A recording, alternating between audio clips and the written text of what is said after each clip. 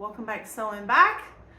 I'm Brandy, and I don't know about you, but as I said in my last video, I'm tired of leftovers from Thanksgiving.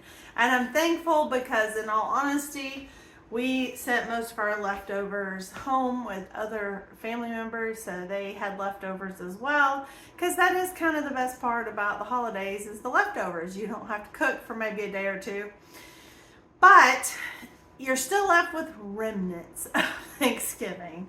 And so that's what I am showing you today in a quick video. I wanted to drop off with you.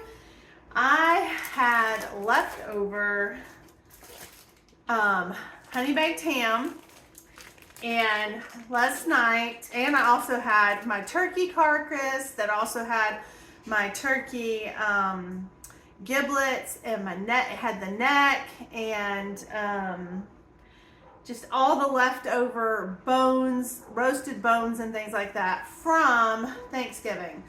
To that, I added some carrots, some celery, some herbs like sage and thyme and rosemary, all the loveliness of those type of fall herbs.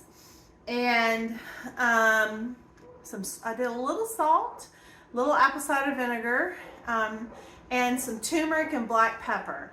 And so I just poured water over all of those roasted bones and spices, and I simmered it for hours yesterday. I did not want to can it last night. I had to go to work this morning, and so I didn't want a late night.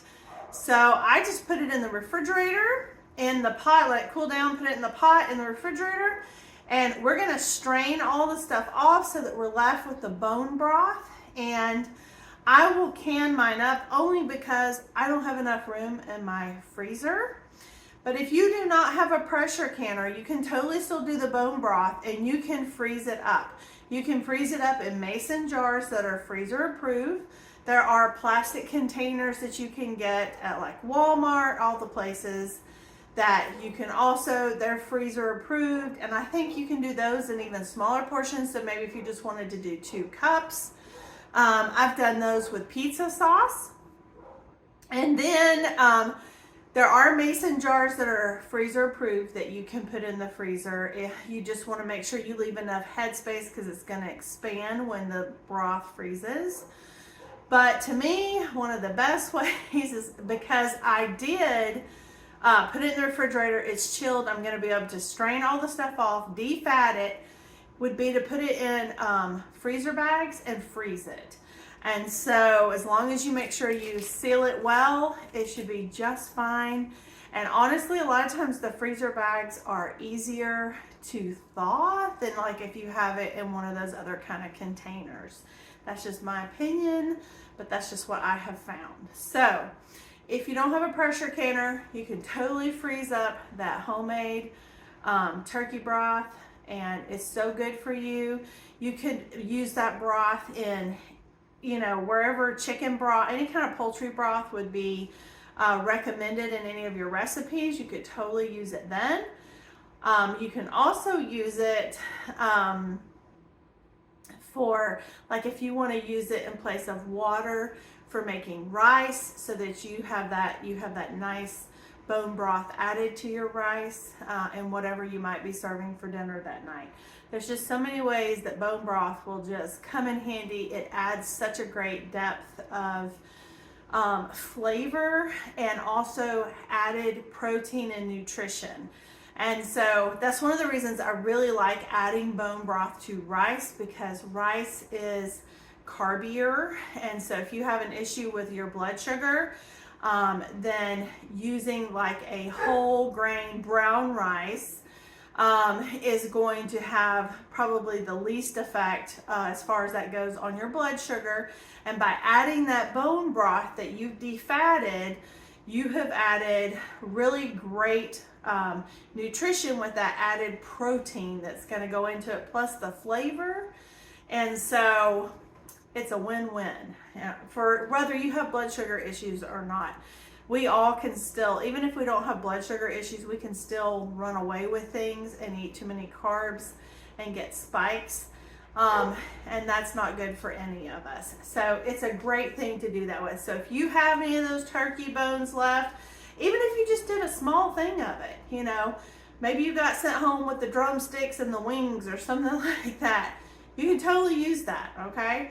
I ended up using all of my carcass. I also use turkey backs, smoked turkey backs when I make my collard greens, and I pulled those out after we had given away the collard greens. We had a little bit left for us. We finished those off last night with some cornbread and rutabagas for dinner. It was a wholesome dinner, but it was delicious.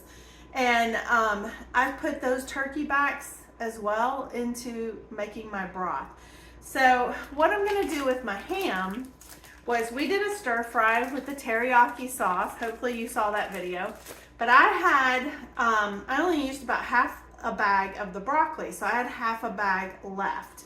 And so I blanched this yesterday, because if you blanch it, you'll buy yourself a little bit more time. If you blanch it, you can freeze it. But I just blanched it so it would be prepared for tonight's dinner. So I have my broccoli, I have my cut up honey baked ham pieces. I put my ham bone in the freezer. That will be used for New Year's Day when we cook our black eyed peas that we grew. And I have some other ham that I cut up that I'll use in a breakfast casserole, fridge dump breakfast casserole, or I have an onion. And I have 2 baking potatoes that have been baked, and I'm just gonna cut them up, dice them up, and we're gonna make, because it is cold, it is cold, and I also have some fresh garlic, but we're gonna make my cream of broccoli and potato soup with ham. And so we're gonna do that and have that for our dinner tonight. That'll be good to help warm us up. And I was just gonna show you how easy it is to pull this together. This is one of the reasons I say learning to make a roux is so important, because if you can learn to make a roux, you can make a lot of different foods. You can make a pasta dish, you can make a broccoli soup, you can make mac and cheese, which I guess is a pasta dish, but I was thinking more like Italian pasta dish. You can make a gravy, you can do all kinds of stuff when you make a roux. So we're gonna make a roux, and we're gonna pull together a delicious, cheesy broccoli, ham, and potato soup for dinner. I did work today. I had to work late today because we had several people off coming back into town from the holiday, and my family's all here. I don't have to go anywhere. So I worked later, so I didn't have time to bake my own bread. So I told John on the way home to stop and get us some baguettes from our local bakery at Publix Bakery. They make really nice baguettes, and so that'll kind of be our bread that we'll have with our soup for dinner. And I'll probably pull a smidgen of that turkey broth out before I can it. I'm not going to show you how I can my turkey broth, because I have videos on how to can broth. They're all the same. But like I said, if you don't have a canner, you still can have great bone broth. Just freeze it. And the great thing about it, if you do it in smaller portions and you put them in freezer bags, you can lay them flat. They will freeze flat. And even if you don't have a big freezer, they won't take up a ton of space. And then you can just pull them out in 2-cup portions, or whatever your portion is that you want. Make sure you use a freezer bag. They're a bit thicker and usually hold up a little bit better. So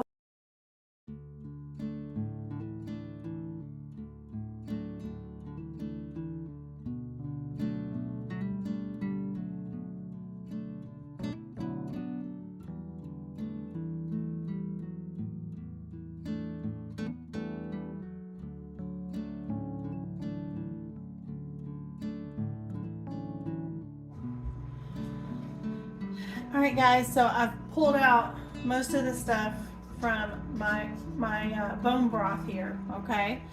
And I'm gonna strain it again, but there's still a lot of meat and stuff in here. So you can choose to do, if you want to pick your meat out, okay? You could do it, you could make a turkey salad if you wanted to. You could, you could make a turkey pot pie. You could do a lot of stuff. For me, what I'm choosing to do with these leftovers is I'm gonna pull the meat off, put it in a bag for my dogs. This would be great as long as your dog's not allergic to turkey meat. Mine are not, they love it. So that's kind of my plan. So no waste here, but that's what I'm planning on doing. And next I'm gonna strain this. It still has, you can see some of the gelatinousness and fat still in there. So I'm gonna strain that off. I'm gonna need 2 cups of my turkey broth to go in our soup for tonight. And then the rest I'm gonna actually can up.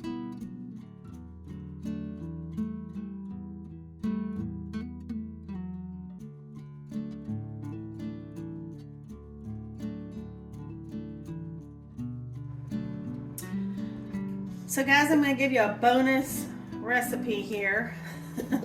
And this is really easy because maybe you have extra pumpkin like I do. Now this is my homegrown pumpkin, but when I did my pumpkin pies, I roasted several of the pie pumpkins because these were my first time growing the Cherokee tans and I wasn't sure how much I would actually get off of them.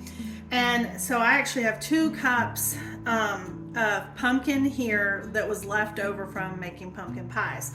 Now, if you don't have fresh pumpkin, you may have picked up a good deal on canned pumpkin, and you can use this recipe with canned pumpkin. You don't have to have fresh.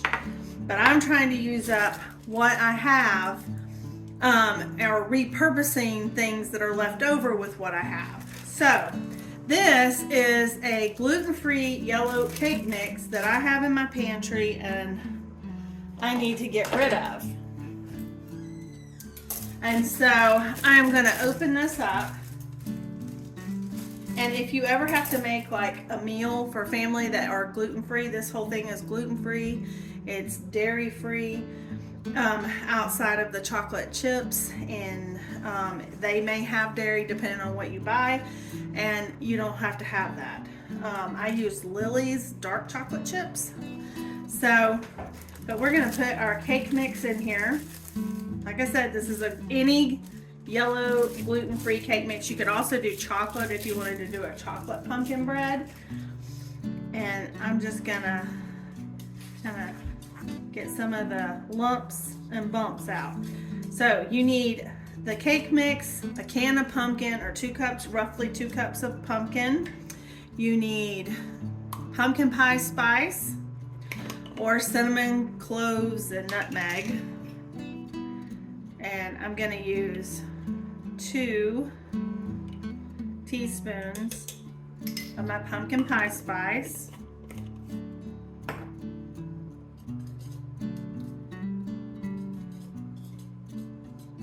And you probably have some of that left over too. And I've got that incorporated into my cake, okay? So the next thing that I'm going to add is my pumpkin.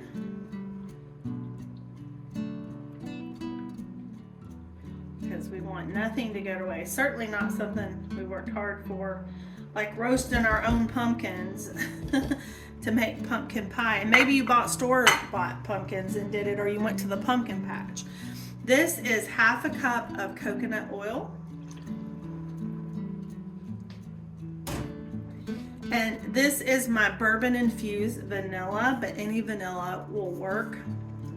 This is just my favorite, and you need 2 teaspoons of this. Vanilla is super easy to make. You can snag some of the beans on sale.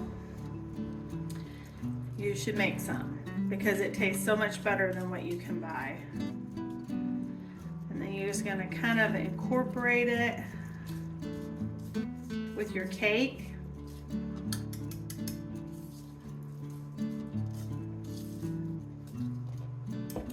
This was probably not the right tool. Let me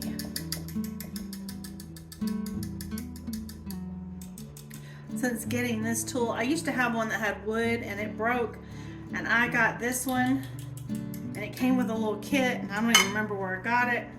I got off, I think somebody's channel was selling it or something. I don't remember, but I love this thing. I like it better than the wooden one. It lets you put some muscle behind it. I mean, you could use a mixer, but you don't want to over mix this because it's going to be a bread. But you just want to get your ingredients incorporated like so. You need to preheat your oven to 350 degrees. And that looks pretty good to me. That looks pretty, like all my cake is incorporated. So now I have half a cup of my chocolate. Like I said, I'm using Lily's dark chocolate, and that's mainly just to cut down on the sugar. But you could use whatever you want, or you could totally not put chocolate in it at all. Of course, why you would do that, I don't know. But hey, some people don't like chocolate, or it doesn't like them. I get that.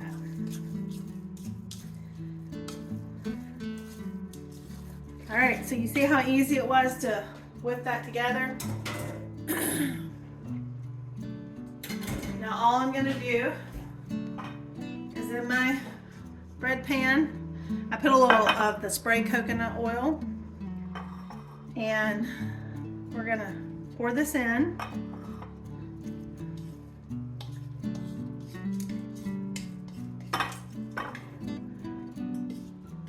This is delicious with your coffee in the morning, or to send your kids with this. Yes, I know it uses a cake mix, so it does have some sugar, but you can make a you know, homemade cake mixes of your own and put them in a jar. But if you want to know how, there's so many different channels you can find that for making teacher gifts and stuff like that.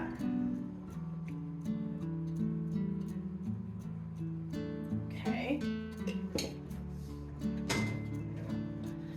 And I'm just gonna kind of pat it down like so. And if you don't want to use a coconut oil, you can use whatever oil you want. But when I bake stuff like this, I tend to use coconut oil. I like it. And I'm gonna put this in the oven for an hour, probably 50 minutes to an hour, depending on your oven. I don't know if I've baked one of these yet with this oven. So I'll probably put mine in for 50 minutes and check it. Just to make sure. So this is just another hack, another easy thing to use up your leftovers and make something new, make something tasty. So I'll be back in a second and we will start on our broccoli soup.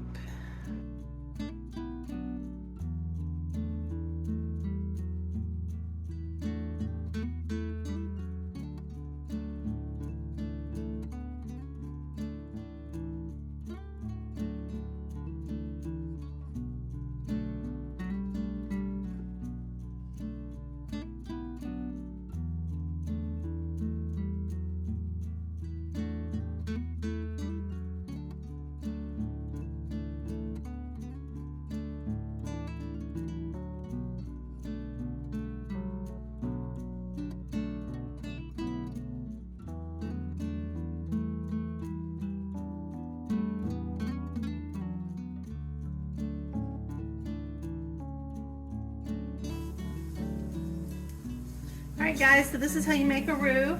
So now I'm going to start pouring in my turkey broth.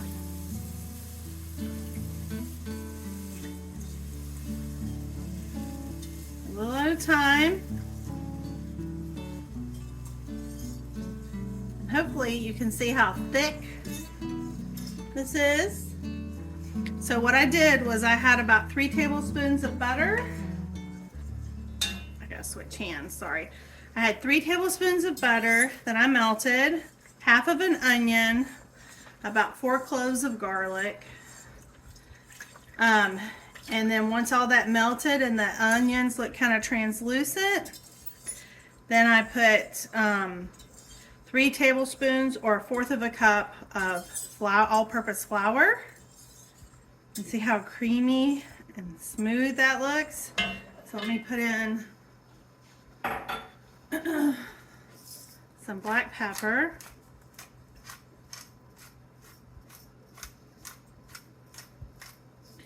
And so that was 2 cups of my turkey broth that we made from our bones of our leftover turkey, okay?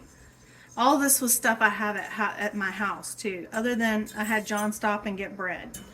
Everything else we already had, including the cheese, because when I made my macaroni and cheese, I had gotten one of the big sharp blocks at Costco, and I didn't use all that for that macaroni and cheese, so I just shredded up the cheese myself for this meal.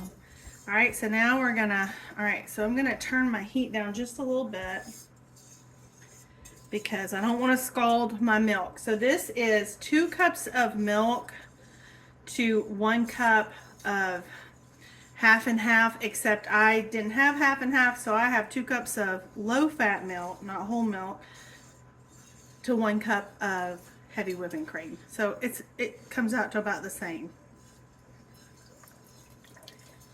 And so you just want to go nice and slow. We don't want to curdle it.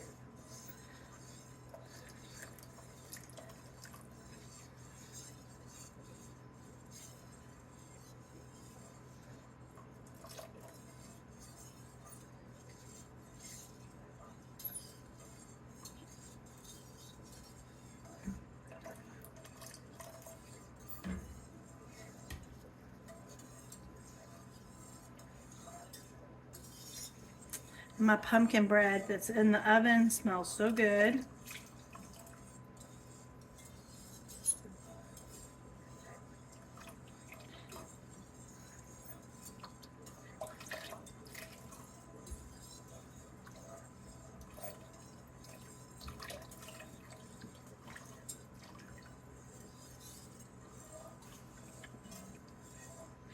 Alright, so we're going to let this get happy for just a minute, and then we're going to add in our cheese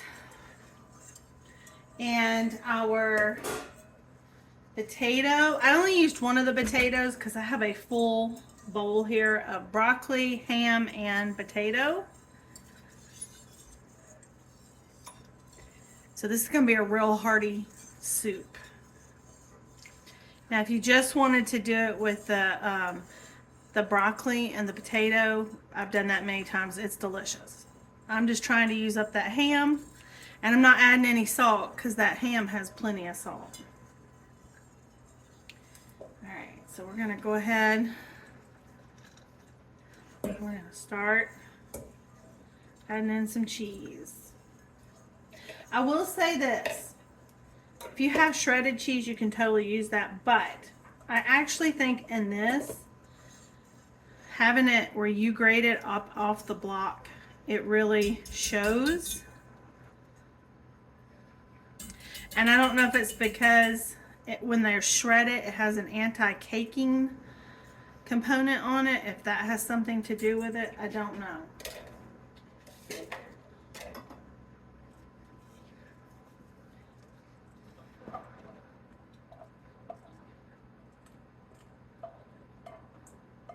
But I've done it both ways. So you can do it. I just think it's a little bit tastier when we have this. And that was 2 cups of sharp cheddar. I have more of the sharp to put when we dress it on top. And then all I'm going to do now is I'm going to start putting in, I don't want to splash broccoli.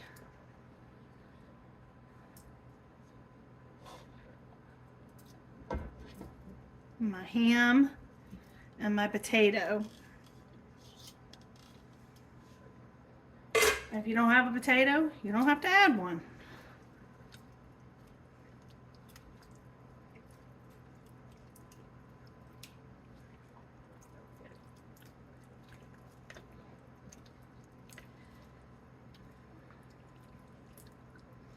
So, because I filled this up, I'm probably going to add another cup of my turkey broth, just so we have enough broth in it.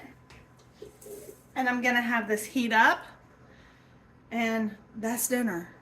So, that is how you repurpose your leftover ham, your leftover cheese, the extra butter you had, the leftover pumpkin you had, or a can of pumpkin, and all the bones that you had on that turkey carcass to make your own bone broth. And this is going to be so delicious, and it's going to be like, it's just going to be so filling, and it's going to warm us up because it's so cold here in Georgia tonight. So